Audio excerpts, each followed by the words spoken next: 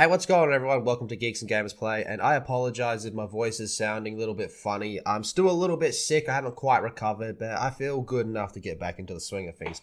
So PlayStation's boss, Jim Ryan, flew over to Brussels to voice his concern to the EU, the European Union, over Xbox's Activision deal. Now, to me, just that right there screams that they're worried. They're worried that their competitor, Microsoft and Xbox, is getting too big, because this Activision buyout at the start of the year is absolutely massive.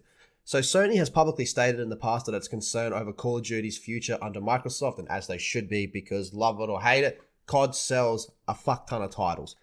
So PlayStation's boss, Jim Ryan, reportedly flew to Brussels last month to meet with the European Union regulators, currently scrutinizing Microsoft's proposed acquisition of Activision Blizzard. So according to deal reporter sources, the Sony Interactive Entertainment CEO personally visited the European Union headquarters on September 8th to voice the console rivals' concerns over the proposed $68.7 billion deal. That's a lot of fucking money.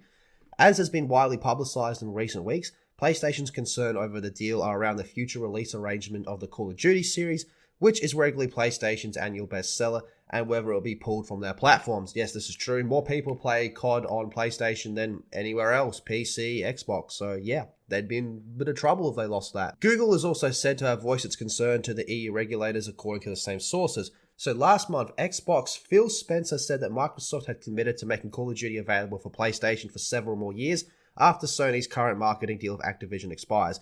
Now, again, I've said this before, but I feel like they would lose a fuck ton of money if they made Call of Duty a exclusive, because just think of how much money is made from selling bundles and skin packs on Warzone and all that type of stuff.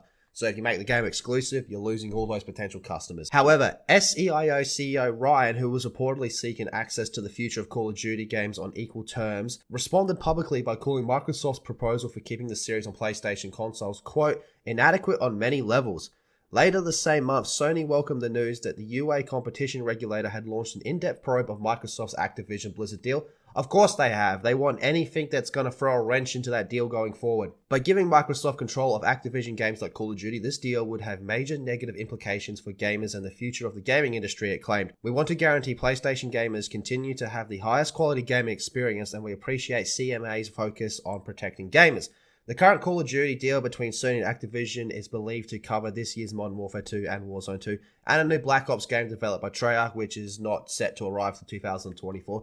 Now, a lot of that stuff from that game has leaked. It looks like it's going to be set in the 90s and possibly early 2000s. So here we have it. The PlayStation head, Jim Ryan, personally flew out to have a conversation about this because he is simply worried that Microsoft is becoming too big and they're not going to be able to compete against them. So what do you guys make of all this? Drop your thoughts in the comments section down below. Be sure to subscribe to Geeks and Gamers Play and check out geeksandgamers.com, and I'll see you all in the next video.